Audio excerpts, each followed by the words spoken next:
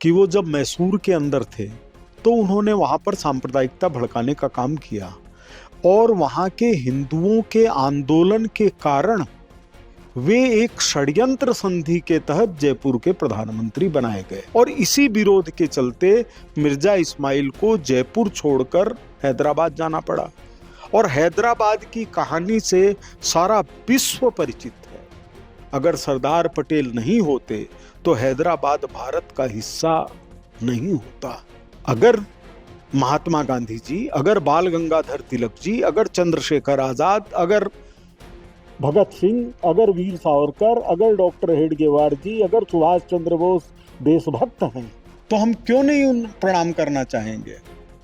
ये सिर्फ हिंदुत्व है जो सबका आदर करता है। मुंडे मुंडे मतिर भिन्ना। राजस्थान में भाजपा की सरकार में नाम बदलने का सिलसिला अभी भी जारी है और एक बार फिर जयपुर की मुख्य मार्ग मिर्जा इस्माइल सड़क का नाम बदलने की तैयारी की जा रही है और इसको लेकर सिविल लाइन से विधायक गोपाल शर्मा ने भी पैरवी की है। गोपाल जी, मिर्जा इस्माइल यानी कि एमआई रोड मुख्य सड़क है और आप नाम बदलने की बात कर रहे हो।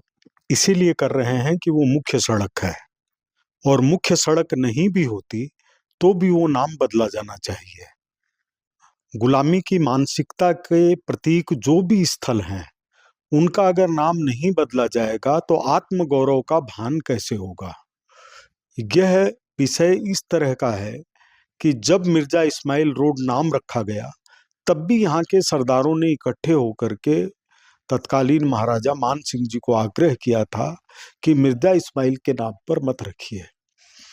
मिर्जा इस्माइल का सबसे बड़ा दोष है कि वो जब मैसूर के अंदर थे तो उन्होंने वहां पर सांप्रदायिकता भड़काने का काम किया और वहां के हिंदुओं के आंदोलन के कारण वे एक षड्यंत्र संधि के तहत जयपुर के प्रधानमंत्री बनाए गए, जिसपे पूंजीपति, राजनेता और यहाँ के महाराजा को शामिल करके वह षड्यंत्र रचा गया।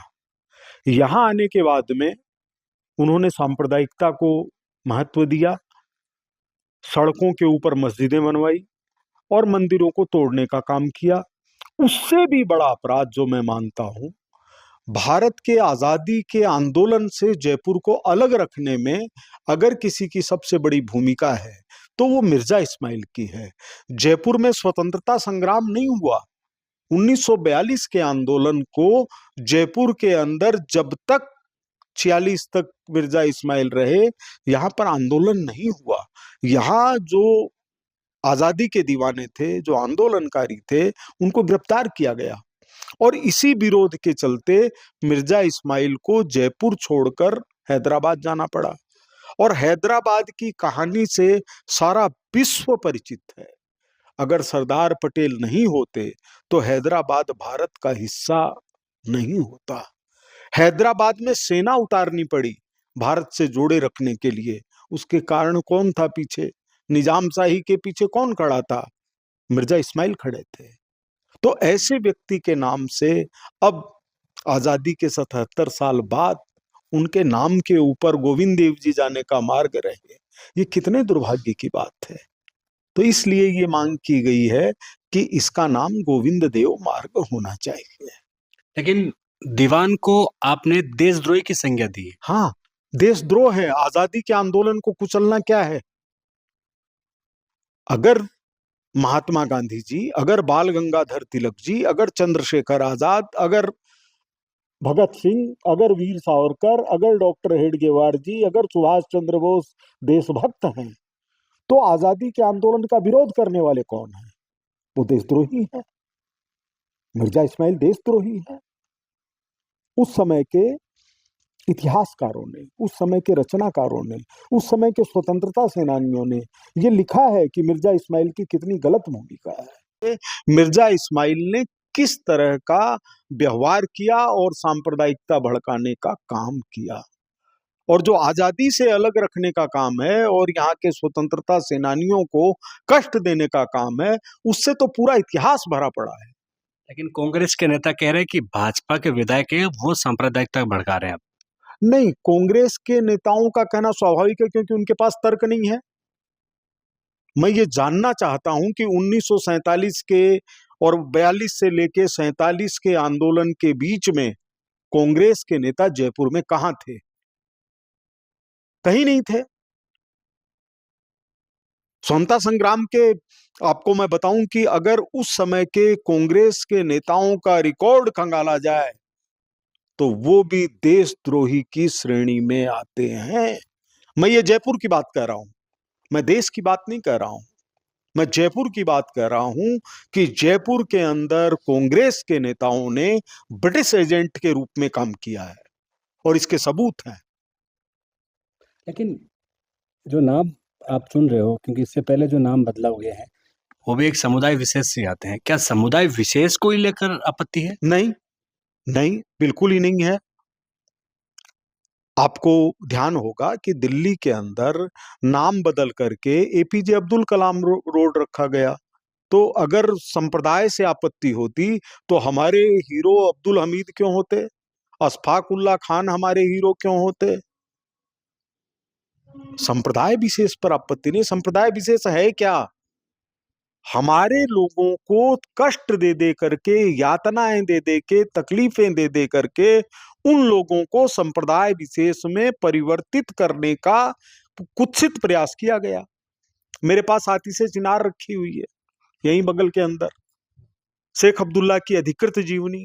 उसमें उन्होंने लिखा है कि 4 पीढ़ी पहले हम लोग पंडित राघो राम कोल की संतान है। तो जो उस समय क्यों बनना पड़ा उनको? आतंक के कारण। नेहरू परिवार को क्यों कश्मीर से पलायन करना पड़ा? आतंक के कारण। तो यह जो है, ये जो इसमें सांप्रदायिकता खोजते हैं, इसकी जगह देशभक्ति खोजनी चाहिए। अच्छा, मोहन भागवत जी ने हमारे 2 की जगह अब 3 की संज्ञा दी है, 3 संतान की। कितना इत्तेफाक रखते हैं आप? देखिए, ये इतिहास का सत्य है कि जब भी भारत के अंदर हिंदू अल्पसंख्यक हुआ है तो वहां पर देश के विभाजन का न केवल खतरा पैदा हुआ बल्कि वो हिस्सा देश से कटा है। 1920 की जनगणना के अंदर पंजाब और बंगाल दोनों की आबादी के अंदर हिंदू अल्पसंख्यक हुआ और वहां से शुरुआत हुई भारत के विभाजन की। आज जम्मू कश्मीर बिल्कुल अगल बगल है। जम्मू के अंदर तो भारत विभाजन की आवाज नहीं आती, कश्मीर में क्यों आती है? क्योंकि कांग्रेस ने कभी ये बताने की कोशिश ही नहीं की, कभी कोशिश ही नहीं की कि हम लोग अलग थोड़ी हैं, हम लोग एक ही हैं। कभी ये बताने की कोशिश नहीं की कि सिख संप्रदाय की स्थापना हिंदू धर्म की रक्षा के लिए। सकल जगत में खालसा पंथ गाजे, जगे धर्म हिंदू। किस लिए? गुरु गोविंद सिंह जी ने पंज प्यारे खड़े किए, किसके लिए किए? गुरु तेग बहादुर ने दिल्ली आकर के बलिदान दिया, किसके लिए दिया? क्योंकि कश्मीर के पंडितों की जनेऊ काटी जा रही थी, उनको जबरन धर्म परिवर्तित करने के लिए मजबूर कर रहे थे। लेकिन जो कांग्रेस के लोग आरोप लगाते हैं, उन्होंने तो लाखों सिखों को का नरसंहार करने का काम किया है। कोई ज्ञानी जैल सिंह जी की पढ़े, उनके जो कही हुई बातें हैं। ज्ञानी जैल सिंह जी को राष्ट्रपति रहते हुए कांग्रेसियों के हमले से बचकर राष्ट्रपति भवन पहुंचना पड़ा जिस दिन राजीव गांधी जी को शपथ दिलवाई गई। लेकिन ये भाजपा के राज में अचानक दरगाहों में से मंदिर की घंटियां कहाँ से बजने लग गई? याचिका दायर की गई है अजमेर दरगाह को लेकर, 20 तारीख को सुनवाई भी है। दावा कर रहे हैं कि हिंदू संगठन के कह रहे हैं कि यहाँ पर हमारा शिव मंदिर है, जबकि दरगाह कमेटी का कहना है कि ये सिर्फ सांप्रदायिक सौहार्द को खराब करने की नहीं, कहने का विषय नहीं है, कोर्ट फैसला कर देगा। अगर वहां पर मंदिर नहीं है, कोर्ट फैसला कर देगा। कोर्ट फैसला कर देगा तो हम कहेंगे क्या कि ये गलत फैसला हुआ है? नहीं, हमको कोर्ट के ऊपर विश्वास है। कोर्ट ने कहा यहाँ रामलला का जन्म हुआ, यह राम जन्मभूमि है, तो सारे देश में एकमत से राम जन्मभूमि का मंदिर बना।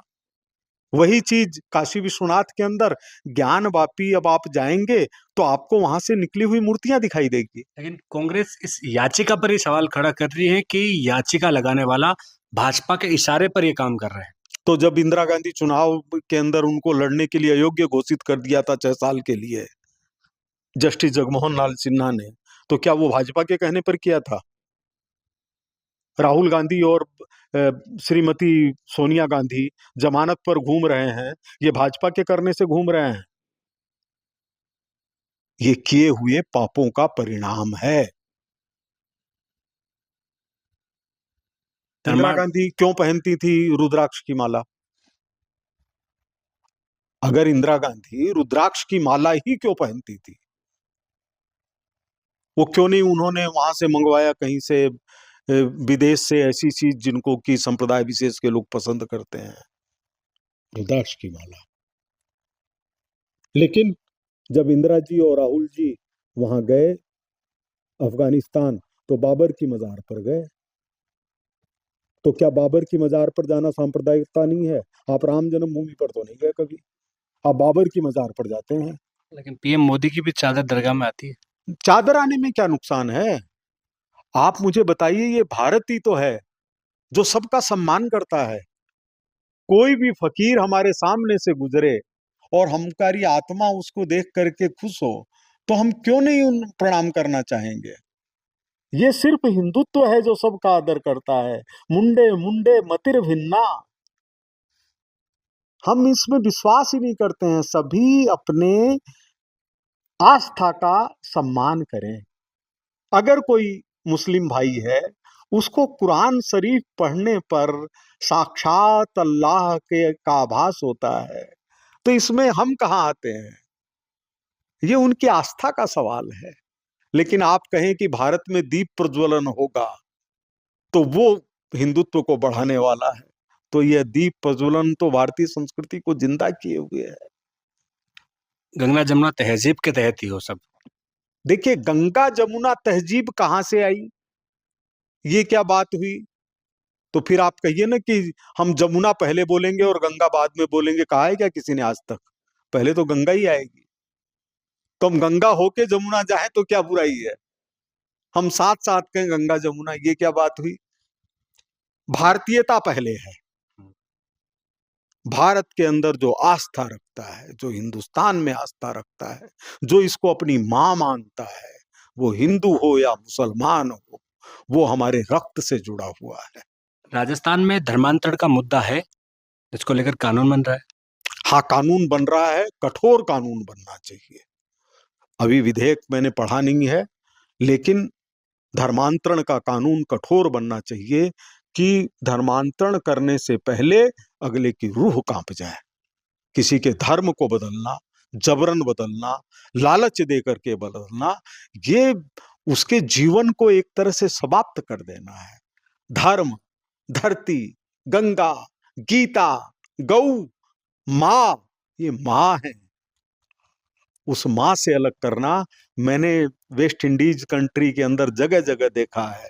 ट्रिनिडाद टोबैगो में, गयाना के अंदर, जमैका के अंदर 200 वर्ष पहले जो हमारे भारतीय गए, वो आज भी हिंदुस्तान को इसलिए प्यार करते हैं कि उनको के पास में रामचरितमानस और गीता रखी हुई है। बहुत बहुत शुक्रिया। धर्म को इन्होंने ऊपर रखा है और खास तौर पर मिर्जा इस्माइल रोड का नाम गोविंद देव जी पर रखने का सरकार से भी आग्रह कर रहे हैं, और उसका लेकर इन्होंने इच्छा जाहिर किया कि जल्द ही सरकार इसका नाम परिवर्तन करेगी। कैमरा सहयोगी मनोज के साथ विशाल शर्मा, जयपुर, राजस्थान तक।